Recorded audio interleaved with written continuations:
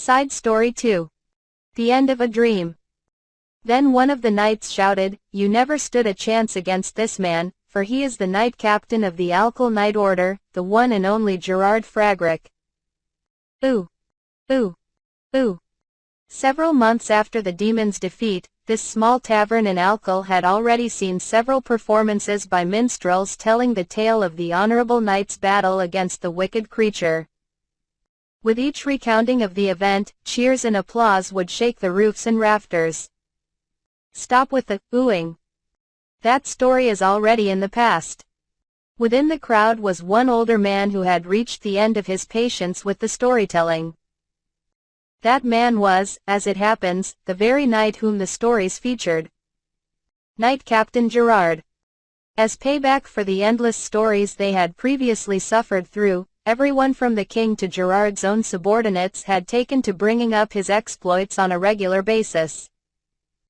At first, the old man enjoyed them the way he enjoyed telling other tales of his past.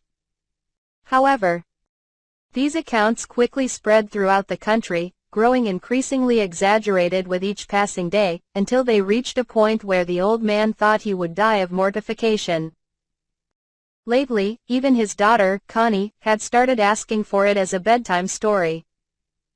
As a result, Gerard himself knew how to tell the tale better than most minstrels, but that was something he would never admit to. If he mentioned such a thing to the wrong person, he would never hear the end of it. "Oh, don't let it bother you, Captain. But still, whenever I think back to that expedition, I still feel you would have done just fine on your own. Did we even need to be there? I mean, you literally bisected the beast with a single swing at the end there." "What are you saying? It was because all of you helped to weaken the demon that I had such an easy time of it. If it had just been me against it one-on-one, I certainly would not have gotten away unscathed. Are you guys listening? I didn't defeat the demon, we did.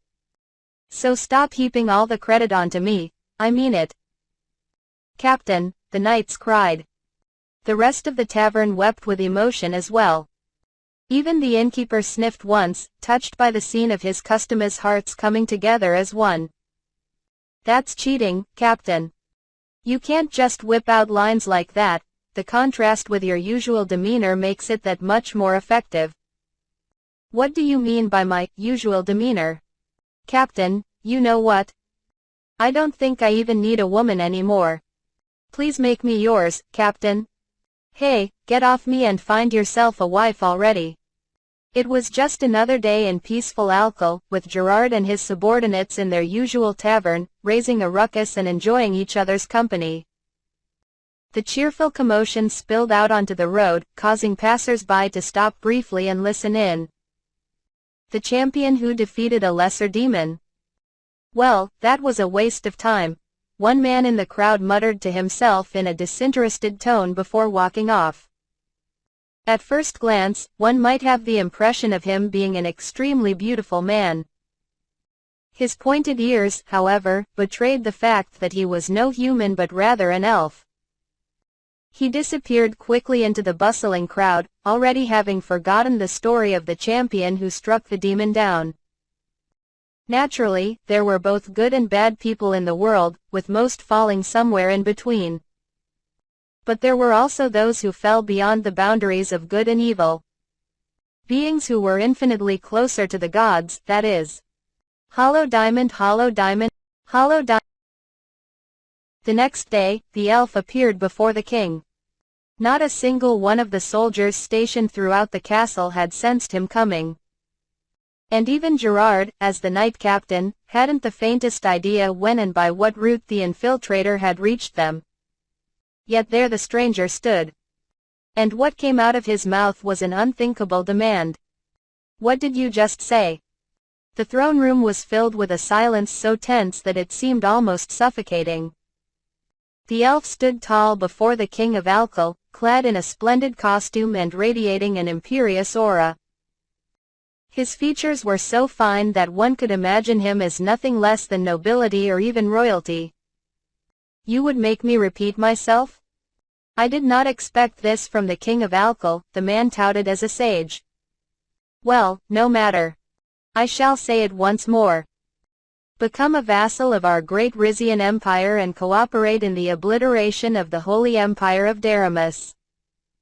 You scoundrel, are you making fun of us? Stand down, Gerard. But, my king. Stand down. Gerard, who was in attendance as the king's bodyguard, raised his voice in indignance against the elf's insolent behavior. However, the king stopped him with a raised hand. Apologies. However, it is a rather strange matter that you are raising, and not in a very diplomatic way. I know about your nation and the Holy Empire being locked together in the fires of war. I know also that the size of your country is much greater than our own, so much so that not even a comparison is needed. And lastly, I know that you are the chief of the Rizian Technological Development Bureau, Gildor Adono. Well, that's a surprise. I believe I only introduced myself as a messenger from Rizia. To think that someone, a king, to be sure, but even so, from such a small nation on the eastern continent would know of me is impressive. You have it backwards. It is because we are a small country that we are all the more sensitive towards the movements of the behemoths around us. That is a fair point. For the first time during his audience, a small smile crept onto Gildora's face. It was almost as if he had found the first person worth his time since crossing the border into Alkal. Chief of a Technological Development Bureau. Is that on the same level as a general? Is he planning on using some sort of bizarre new contraption? Clearly, the elf was in possession of an unknown power. Gerard remained on high alert. So, your answer, King? I'm sorry to disappoint you, but we cannot heed your request as it would force us to abandon the relationships and trust that we have built up with other countries over the years. Most of all, accepting this task would mean betraying my beloved citizens. Even if declining means exposing your beloved citizens to harm and possibly death? If you reject my offer, this country will not see tomorrow. It wasn't clear whether he meant anything by the gesture, but Gildora slowly raised his hand towards the king. Despite having been ordered to stand down, Gerard couldn't very well look on helplessly. He stepped between his king and the stranger, with his great sword and shield at the ready. My answer remains unchanged, replied the king. You may take your leave. Even Gerard, the highest military authority in the country, could not help but break into a cold sweat at the dark aura being emitted by the elf. However, the king's face held no shred of hesitation or fear. Is that so? It looks like you are a man with a spine, after all. That makes you much more interesting to me than this knight here, at least. Well, I thank you for the compliment. Gildora's form was beginning to grow dimmer. Out of respect for you, Sage King, I will take my leave for today. But do not forget, I am a person who means what I say. Tomorrow, the appropriate price will be extracted. If any of you wish to keep your lives, make sure that you run far, far away when night falls. What exactly do you mean by that? It's a warning. A favor, as I am in a good mood today. Gildora's figure faded away like a mist, his words left hanging in the air. Only the king and Gerard were left behind in the silent room. After a short while, the king said, Knight Captain, raise our alert level to the highest level. Make all the necessary preparations in expectation of an enemy host approaching our borders. Additionally, open up the emergency escape route. If it comes to it, allow everyone to use it, regardless of status. Yes, my king. Immediately.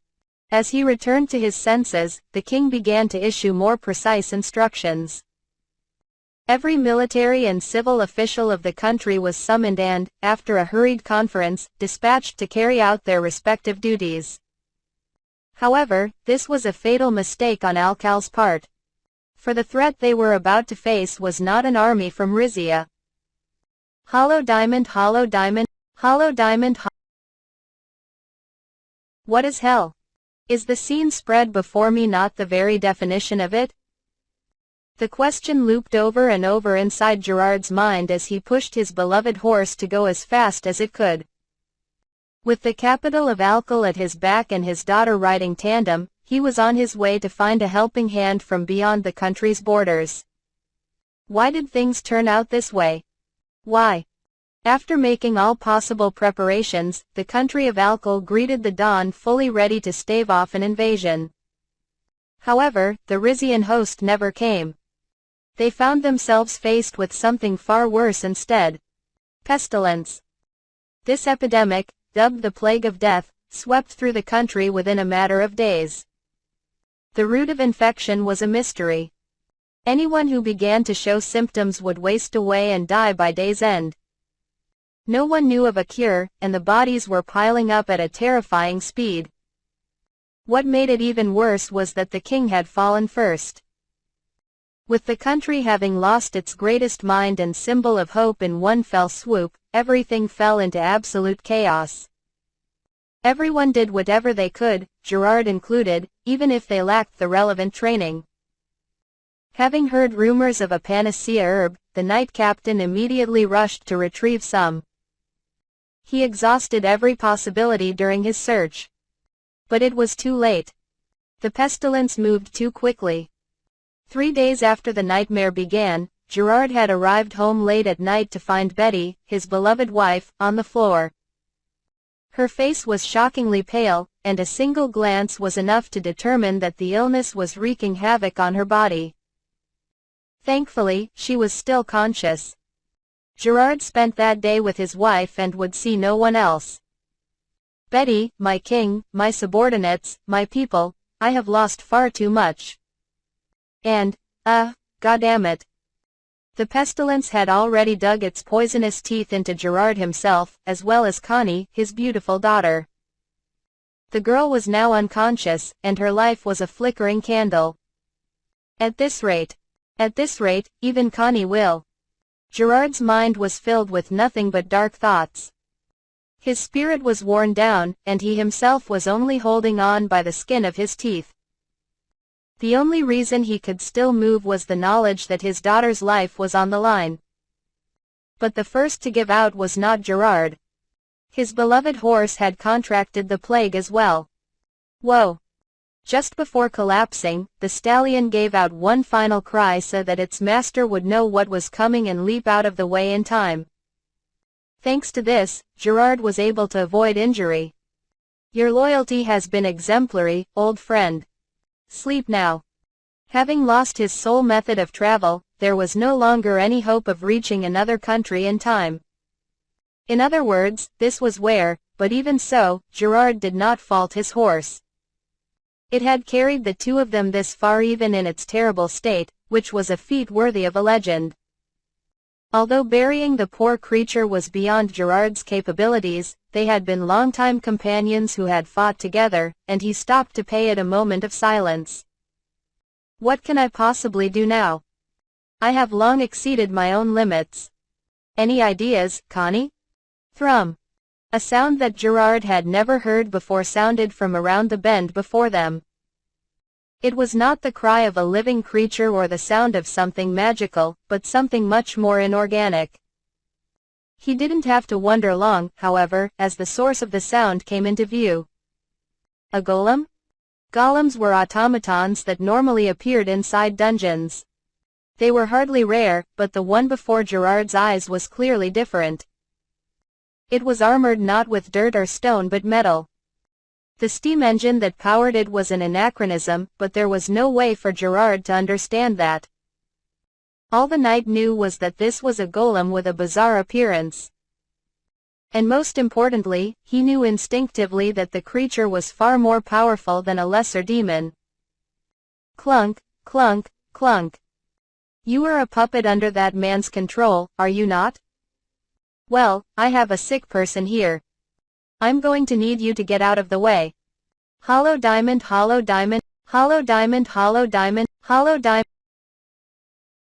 San. Road San. You Gerard San, you were tossing and turning. Are you all right?